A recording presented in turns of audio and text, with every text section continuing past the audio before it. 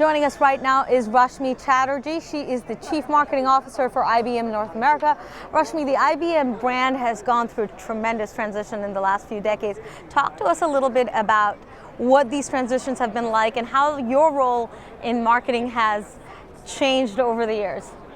Well, I mean, you've seen the transition. We started off as very much small, a technology company. We were known for hardware, our mainframes, and then became a services company, then became a software company. Today, it's all of the above.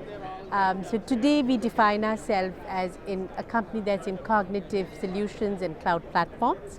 And the role of marketing has changed tremendously because today we are leading with capabilities like Watson, with capabilities like client experience. We are the biggest digital agency in the world. So marketing has taken a much stronger lead, not just in terms of branding and campaigns and demand generation, but actually client experience and being the central part of the company because it's all built around digital. So it's been a big change. You know, one of the things that we're hearing at the conference today has been how you need to work backwards from the user experience, start with the user and work backwards. And I think that's a sort of a paradigm shift with marketing. Marketing has always sort of been towards the customer. Now it's let's switch everything working backwards from the consumer. Is that a strategy that's being applied at IBM? Yeah, and you know, I wouldn't even say just working back from the customer, it's actually working back from the value, real value. And you know, I was just talking in the panel earlier today. I think when you talk about value, you have to think about what currency the customer values. So, you know, you may value cost, you may value time, you may value hassle, lack of hassle. So really understanding for the industry, what are the things that will provide unique value and which are going to be transformational, and then building on that. I think that has been a big change. It's not an inside-out marketing. It's about transforming industries by providing unique value and the value is associated with what the client cares about. You spoke at the panel today. What would you say your one takeaway was from this panel today at TiCon? The main takeaway, I spoke at the IoT panel, and I think big takeaway is it's a huge opportunity. It's exploding. It is going to be very actively developed with a large number of startups because that is the opportunity. So it's a great area for people who are here in TiCon to invest in, to learn about. We talked about what's in IoT. It's great opportunity for startups to invest in and to be successful. And what do you see sort of the future for IBM in terms of working with these smaller applications that as they're developed? It's a big part. I mean, as I said, we've defined ourselves as a cognitive solutions cloud platform company. The cloud platform and solutions works with an ecosystem of entrepreneurs. So we are investing very heavily in that. We've got our cloud ecosystem hub out of San Francisco. We've got Watson West out of San Francisco, the IBM Bluemix Garage. We've got a very attractive program called the Global Entrepreneur Program to support entrepreneurs. It is fundamental to what we are doing around cloud and cognitive. Now, you know, very often companies such as IBM are considered these behemoths that are sometimes people almost say are too big to fail. Yet, you know, IBM has had to sort of reinvent itself so many times. What do you think is the secret? How is it that you are able to do that time and time again? And how is it that you're able to continue to grow at the same time? No, I think our CEO has said this once a few years back, and I always believe it defines it.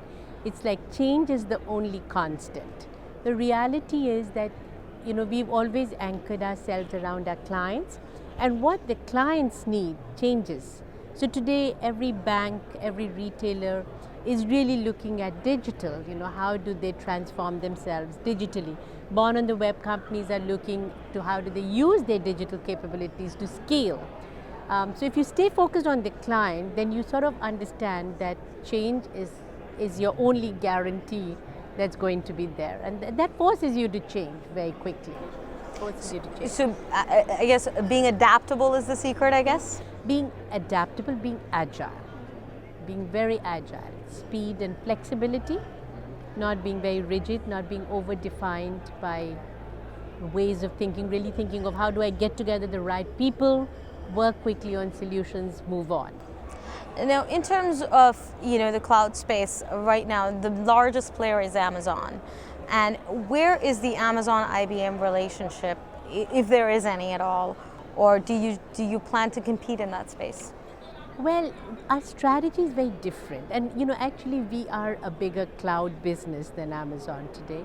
Our strategy is very different. We, in IBM, we believe in what we're calling the hybrid cloud. We believe that all clients have different workloads. There are some workloads that they want to shift to the cloud immediately. There are certain workloads that they may choose for whatever reasons to keep on-premise or keep in a private cloud. And really the partner for any enterprise is got to be able to provide the end-to-end capability seamlessly. So our strategy is very different from Amazon, which is much more focused on building the public cloud. Public cloud, exactly. So, and I know there's critics that have said for a long time now that the end of public cloud is near, yet Amazon continues to grow. And with their behavioral engine that they have alongside all this data that they're gathering and all this cloud capability that they're providing, do you feel like they may have a competitive edge over IBM? Yeah, I don't think the end of public cloud. It's just different market. The reality is that data is growing exponentially every minute. I mean, we were talking about our iWatch. There you go.